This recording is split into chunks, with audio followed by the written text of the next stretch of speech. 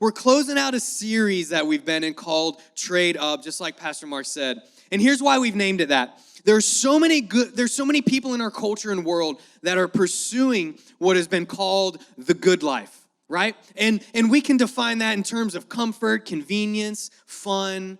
And of course, there isn't anything wrong necessarily with comfort, convenience, and fun. But the problem comes in when those things become a substitute for God's purposes and will for our lives. Because whenever we learn God's will from God's word and we choose his way over the world's way, we make a significantly better trade. We trade up.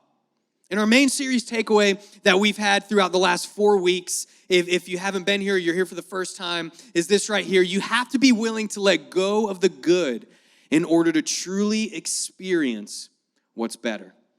You have to be willing to let go of the good in order to truly experience what's better. And we're looking at different verses of scripture that clearly point us beyond good things and reveal to us better things so that we can understand the kind of biblical trades that are truly worth making in life. And so far, we've talked about God's presence, about self-control, about wisdom over the last 3 weeks. And if you've missed any of those, go back on our app. You can watch them or listen to them for free from there. And today, we're going to dive into a topic that I truly believe could change everything about our lives. It's a concept, it's a biblical idea that has really, over the last 6 months, for my own personal life, has changed everything as I've tried to walk these truths out. So for our remaining 30 minutes together, here's what we're going to talk about. We're going to talk about American Idol, Catching Smoke, Steve Jobs, rhythms, burnout, the movie Braveheart, and then finally, what does all of that have to do with following God and knowing his purpose for our lives? So let's jump into this thing. Who remembers the show American Idol? Who remembers? I actually think it's still a show. It got kicked off air for a little while, but I think it's back. I'm not sure if it's any good now. I loved American Idol when it first came out. I was so into like the first 3 or 4 seasons. I was locked in. I loved it. You know what the best thing about American Idol is? Best part, auditions. The auditions are gold because there's always that one guy, right? Or one girl. It was usually a guy, though. There's always that one guy who they're interviewing them before they walk in the audition. They're like, oh, I am the greatest vocalist of all time. I am so good, I'm about to blow them away. I'm about to. Everyone has told me how good I am. My mom, my grandma, my grandma's friends, my grandma's friends, they all know how good I am. And you're watching this, and you're like, oh yeah, this is about to be gold. And then what happens, right? They walk in there, and there's the judges, and they're like, okay, let's hear it. So they hit go on the song, and this person goes for it with everything they've got.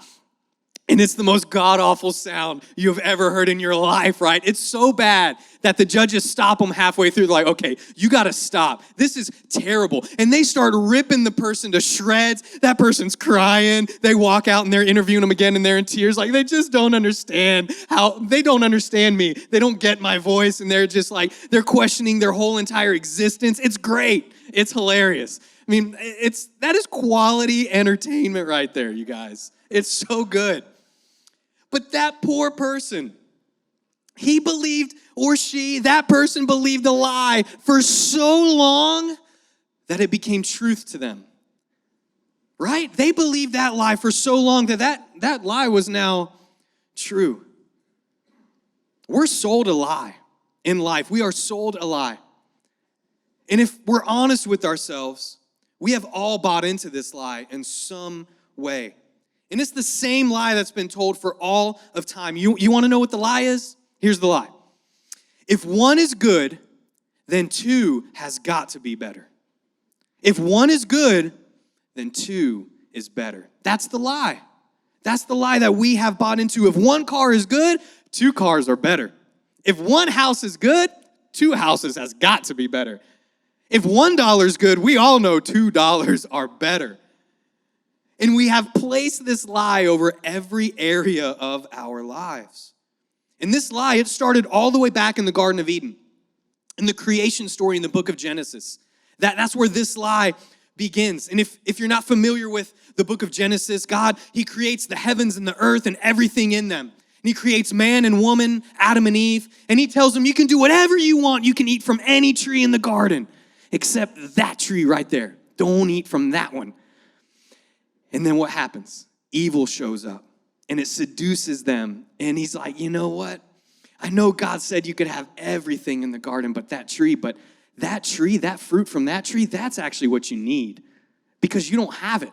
So that's the thing you need. If you just had a little bit more, then you'd finally be content. If you just had a little bit more, you would finally be satisfied. And Adam and Eve, if you read it in Genesis, they fall for the lie. And thousands of years later, we still fall for the same lie, sometimes every single day. In the scripture that we're going to look at today, it directly addresses this lie. And it's a scripture that was written by a guy named Solomon in the book of Ecclesiastes in the Old Testament of the Bible. In Ecclesiastes 4, verse 6, it says this: better one handful with tranquility than two handfuls with toil and chasing after the wind. He says, better one handful than two handfuls. And if you go read the entire book of Ecclesiastes, you'll start to see some common themes throughout it. And really how it's kind of broken down in my brain, there's like three main words that are throughout the book of Ecclesiastes. The word meaningless, the word contentment, and the word enjoyment. Meaningless, contentment, and enjoyment. All throughout Ecclesiastes, Solomon says stuff like this: everything in life is meaningless. And you're like, oh my gosh, that's the most depressing thing I've ever heard. He's like, everything, it's all meaningless. And you're reading this, you're like, dude, this is the Bible, it's supposed to be encouraging. I don't feel very encouraged. Everything in life is meaningless. But if you unpack that word a little bit more, it gives us a little bit more context to what he's actually trying to say. The book of Ecclesiastes was originally written in Hebrew. And that Hebrew word that we have translated to meaningless is the word havel, H-E-V-E-L, havel. And havel can also be translated as the word smoke. So if you read it that way with the idea of, okay, it's kind of like smoke, Solomon's telling us when we chase after these things, when we're trying to find meaning in life with things that are not going to last, it's like catching smoke. Have you ever tried to catch smoke before? It's pretty meaningless, right? I mean, you can kind of trap smoke in your hands, but what happens if you actually want to look at it? You peek and the smoke's gone. Catching smoke is meaningless. It's meaningless. It's pointless. When we build our lives and try to find meaning in things that ultimately will not last, it is like catching smoke. Oh, I need this better job or this raise or this bigger house or whatever, because then I will be successful and then I will be satisfied. But it's catching smoke. Because when you get the house, you want a bigger one. When you get the raise, you're going to want more money. If you have one, you're always going to want two. Havel, smoke. Don't misunderstand me here, though, okay? Don't think I'm saying something that I'm not saying. The house, the raise, those things are not bad. They are not bad. It is when we think those things will fulfill us that is bad. When we're chasing after those things to find satisfaction in our lives, that's when it's bad. That's when we're just reaching for smoke and trying to catch it. Solomon calls it meaningless. And all throughout Ecclesiastes are those other two words as well, contentment and enjoyment. He is constantly saying throughout the book to be content and enjoy life over and over again. He'll say, catching smoke is meaningless. It's like chasing the wind, so be content and enjoy life. It's better to have one handful with contentment than two handfuls of smoke. So how do we do that? How do we live a one handful life? How do we do that? I want to give us an overarching idea to kind of guide us as we unpack this. And if you're taking notes, it's this right here. When we have less of what doesn't matter, we are able to fully experience what does matter. When we have less of what doesn't matter, we are able to fully experience what does matter. So how? How do we do this? How do we live a one handful life? We're going to look at 3 ways today. 3 ways that may seem simple, but when we actually try to practice this, it is very difficult to do in our lives. 3 ways of living a one-handful life. Number 1, let go of what you don't need. Let go of what you don't need.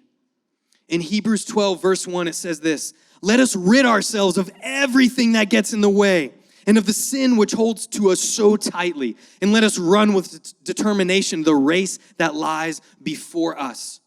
It says, let us get rid of everything that is in the way of what we are here to do. Have you ever seen pictures of Steve Jobs or watched maybe when he was doing all of the Apple releases, you watch those videos of Steve Jobs? He always wore the same thing. He had a black turtleneck, blue jeans, and a pair of sneakers every single time. That was Steve Jobs. A black turtleneck, blue jeans, and a pair of sneakers. He realized how much time he was wasting on clothing instead of doing what he knew he was here to do. He actually calculated, okay, if I spend 1 minute a day trying to figure out what I'm going to wear, that's X amount of minutes per week and per month and per year and over the course of a 20-year time. This is how much time I'm wasting figuring out what I need to wear. So he wore the same thing every day. In my mind, I imagine him opening his closet and there's like 50 black turtlenecks and he's like, this one, and then he puts it on and goes about his day. Like, that's so crazy to me. He would literally wear the same thing every day so he wouldn't have to worry about that clutter in his life. Have you ever heard the phrase minimalism? It's kind of like really blown up over the last 5 or so years. There's documentaries, books, podcasts all on it. Minimalism, it's everywhere, but it actually is a newer phrase that's built from an ancient spiritual practice called simplicity. And if you look at the life of Jesus, he was the ultimate minimalist. He was a pro at simplicity. Now, don't freak out in this moment and think that I'm going to tell us all to sell everything we got, live in a tiny home, and only wear black turtlenecks for the rest of our lives. That's not what I'm here to say. Now, if you want to go that extreme, I guess, more power to you. But that's not the point of this. But I do want to talk about that spiritual practice of simplicity for just a moment. And I like using the word simplicity over minimalism because when we hear minimalist or anything like that, a lot of times we immediately think of our stuff, right? Like, oh, I just need to have less stuff. But simplicity is so much broader than that. Yes, it incorporates stuff, but it's actually so much deeper than that. And when it comes to simplicity, in my brain, I break it down into 3 different parts. Simplicity of heart, simplicity of stuff, and simplicity of time. You like the hand movements with that? I do that so I can remember. Simplicity of heart, then simplicity of our stuff, and then simplicity of time. It's nice, isn't it? It kind of makes sense. You're going to be going home like, all right, I remember the hand movements, but what was he talking about? Heart, stuff, and time. There's a spiritual side to simplicity, something called simplicity of heart. It's that inner contentment. And we need to address this real quick within this, that contentment is not the same thing as laziness. Those are not the same thing. You can be incredibly driven while also being incredibly content.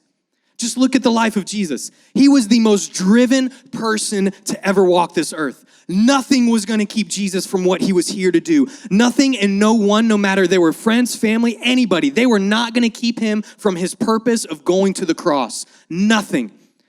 He was so driven, and yet he was also the most content person to ever live. He walked everywhere he went. He lounged. They had meals. He would stop and heal people. He took days sometimes to get somewhere that really should have only taken him like a couple of hours. He was so content while yet being incredibly driven. He knew his purpose. And simplicity of heart is us knowing our purpose. It's us knowing those important things in our life. Why are we here? Where do we find our meaning? And if you don't know, or if you can't really answer those questions for your own life, I want to encourage you to borrow our church's purpose. We say it every week that at Canvas, we exist to love God, love people, and serve others. And if you're like, man, I don't know what to do with my life. I don't know how to live out following God at work or with family, with friends. Just start loving God, loving people, and serving others. And start seeing how your life starts to transform in different ways. simplicity of heart.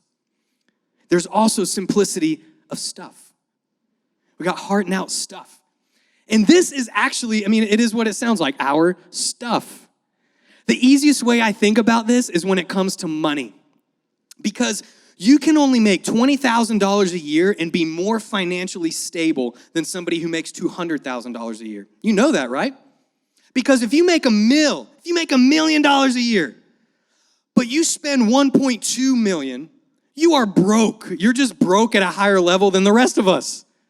But you're still broke because you're spending more than you make. How much stuff do you have? Do you have 5 of something when you only really need 1? And to me, this has been the brilliance of the whole minimalism movement that's happening. Because they have all these very practical ways of reducing your stuff and your clutter and getting rid of, going through your closet and reducing your stuff, your kitchen, your garage. Man, the garage is like the catch-all, right? It's just a mess. You'll have a 2-car garage, but you can only park a bicycle in there, because we have so much stuff. We all do it. Simplicity of heart, simplicity of stuff. Maybe you just need to throw out some things, donate some things, sell some things that you no longer need, declutter. Heart stuff. And then that third one is simplicity of time. Simplicity of time. We know this, right? That we only have a limited amount of time in a day. We know this. We know we only have a limited amount of time in our lifetimes. It's we know these things. And yet we are constantly trading what's most important for what is least important when it comes to what we do with our time. We're constantly making the wrong trade. And simplicity of time to me shows up best with technology. Each of us, I know at least me personally, spend way too much time on my phone. And if you don't think you do, and you have an iPhone, they have this thing called screen time.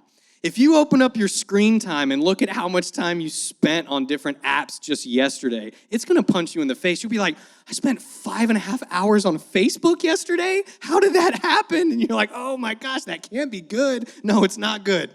But doesn't that happen? It happens where you open up, you're like, oh, I picked up, it'll tell you how many times you picked up your phone. I picked up my phone 232 times yesterday. That can't be healthy.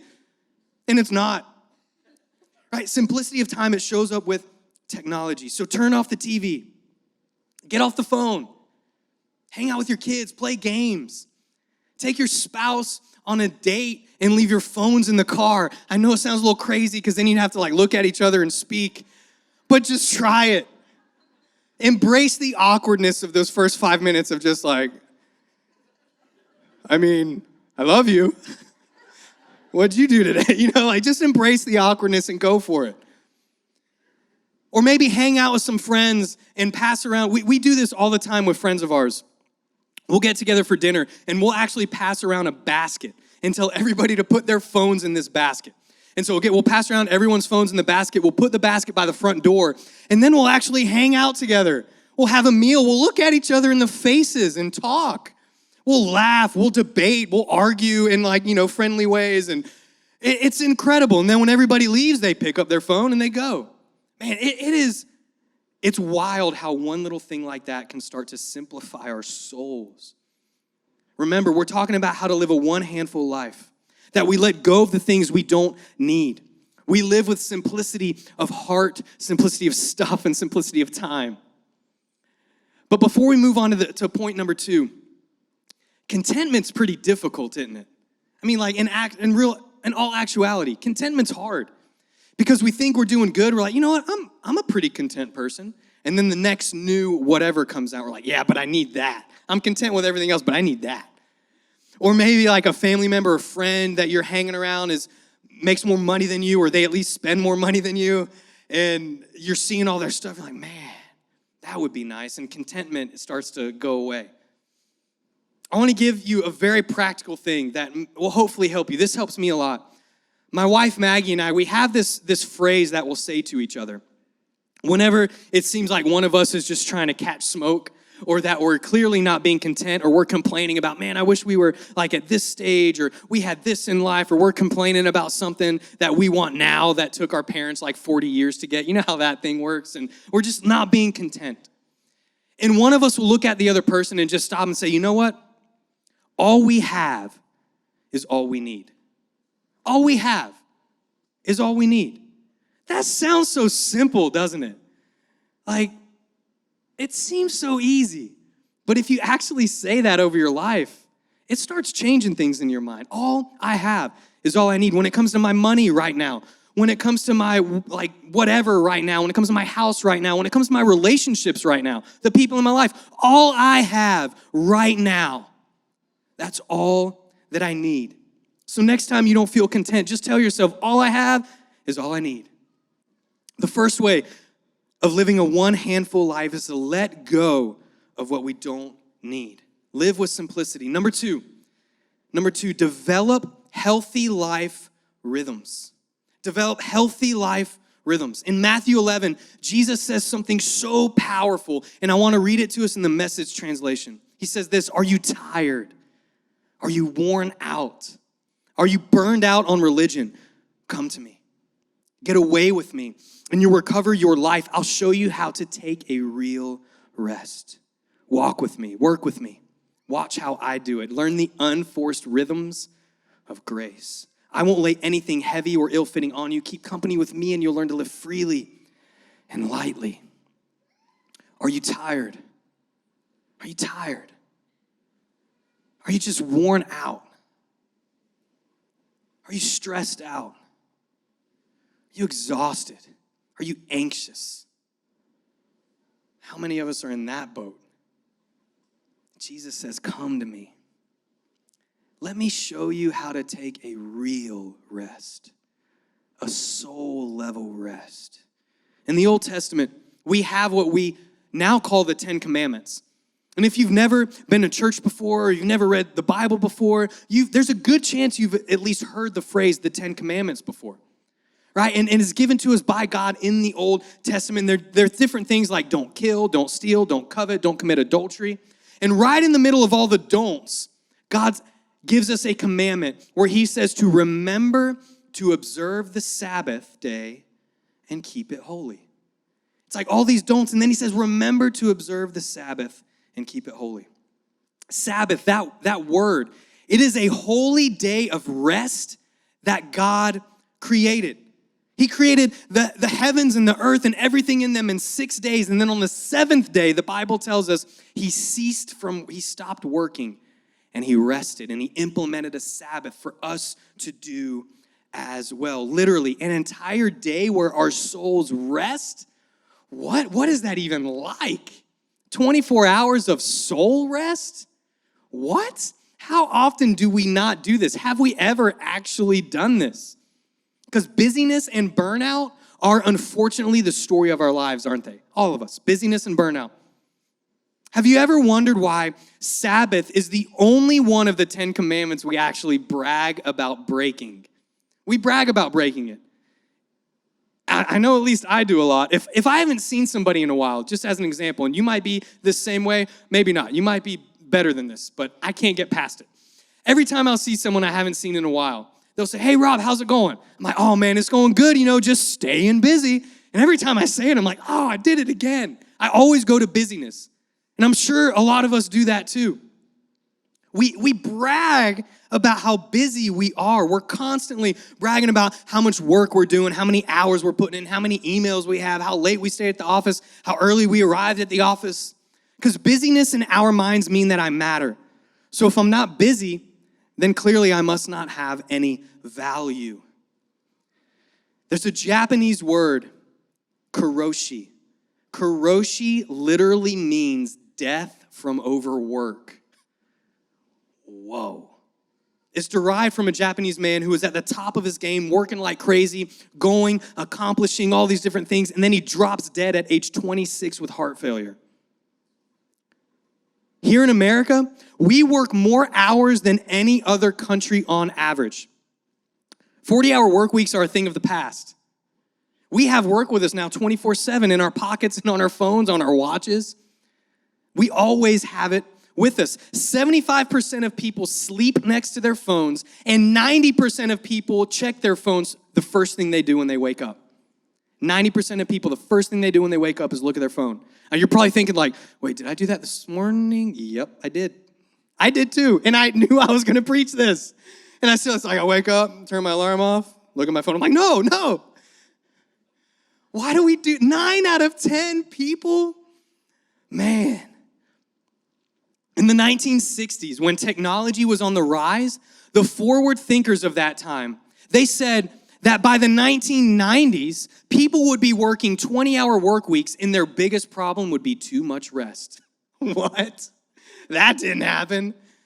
Not even close. We traded time for money. We did. After World War II, we actually moved from a culture of workers to a culture of consumers, and we never looked back. We have forgotten the Sabbath. We've forgotten about that day of holy rest. All throughout scriptures is this idea God talks about of a 6-in-1 rhythm. 6 days of work, 1 day of rest. He even lays it out over the land. In the Old Testament, he gives them a command that you would work the land for 6 years, and then for an entire year, you would let the land lie fallow. You wouldn't touch the land for a whole year. That 6-in-1 rhythm. It's like God built this Sabbath rest into all of creation. But what happens today? We feel like we're working 8 days a week with -1 days of rest, right? Life gets crazy. Building in healthy rhythms of work and rest can truly change our lives, though. I believe that. A weekly Sabbath, an entire day of rest, of doing what's going to bring your soul fulfillment, of worshiping God, of being with God, of being with those you love, of delighting, of feasting. I think of it this way. Sabbath is like a 1-day vacation you get to take every single week. Oh man, that sounds nice, doesn't it? That sounds nice. Especially if you're like me and you read that Matthew 11. Are you tired? Yeah, I'm pretty tired. Are you worn out? Yeah, I'm pretty worn out. Are you stressed, anxious? Yeah.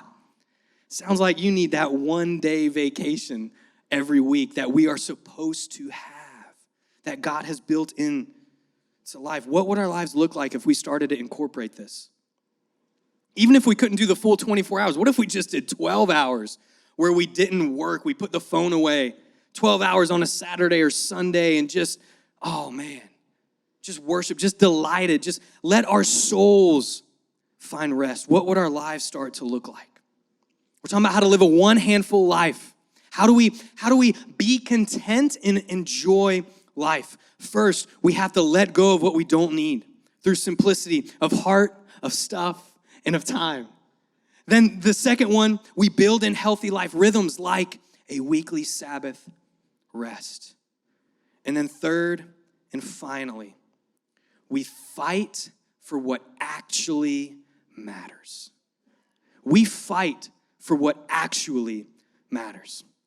In the book of Nehemiah, there's a guy named Nehemiah. Go figure. And in the book of Nehemiah, if you read his story, he gets this vision from God to rebuild the walls around the capital city of his homeland. So he starts this wild quest to accomplish this huge task in a small amount of time. So he rallies his people together to do it. And there's obviously some people that are going against him, some enemies, some people that are trying to discourage it from happening. And then Nehemiah stands up and he has this moment right from a movie where he gathers his people together and he gets them fired up. And it's like the movie Braveheart. You guys remember the movie Braveheart? Mel Gibson plays William Wallace. And oh man, it is such an awesome movie. And there's this scene at the end of the movie where he gets all his warriors together and they're about to go to battle. And it's the movie, they're all like half their faces are all painted blue. And William Wallace, he's on this horse talking to everybody in his dress. Skirt. And he's going back and forth. Kilt. And he's going back and forth on this horse. It's almost a little distracting because when they were filming it, the horse is like spinning around and they just went with it. And he's still like doing the lines and his hair's blowing. But he starts going nuts. It's like the most epic movie speech, right? And he's just going on and on about how, yeah, we're going to go out there. And then he ends it with, they may take our lives, but they'll never take our freedom. And then they're all just screaming. And then they go to battle. Oh, man. If you've ever wanted to run through a wall, I wouldn't recommend it. But if you ever wanted to, watch that scene and then try it. Maybe not try it. But it just, oh, man. It'll fire you up. That's what I picture right here in this part of Nehemiah that we're about to read. That he has this brave heart moment. And here's what he says in Nehemiah chapter 4 to his people. Don't be afraid of the enemy. Remember the Lord who is great and glorious, and fight for your brothers, your sons, your daughters, your wives, and your homes. And I just picture this resounding, yeah, freedom, you know? Notice what he had to do. He had to refocus everybody back in on the important things in life, to stay focused on what truly mattered. Notice what he didn't say. He didn't say, remember your jobs and your money and your food and your houses. He didn't say that. He said, remember your brothers, your sons, your daughters, your wives. Remember the people. People are the priority. We live in a culture that uses people and values things. But God has called us to use things and value people. If you look around our world at anything, the constant idea is, well, you need to use people so you can get that thing you want. And God flips it on its head and says, no, you need to use things and value people. Have we fallen into the trap of more and therefore neglected those things that actually should matter most to us? We have to have a moment where we realize what matters most and then constantly fight for it.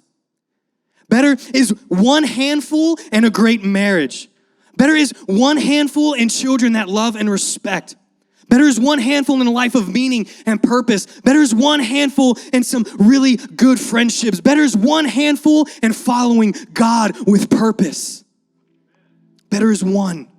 Take inventory of those things that have value and then put them first in your life. Solomon tells us to be content and enjoy life. That better is one handful with contentment than two handfuls trying to catch smoke. We live a one handful life when we let go of what we don't need by having simplicity of heart, of stuff, and of time. We do it when we build in healthy life rhythms, like that Sabbath day of rest. And then we do it when we fight for what matters most, for those things that actually matter in our lives.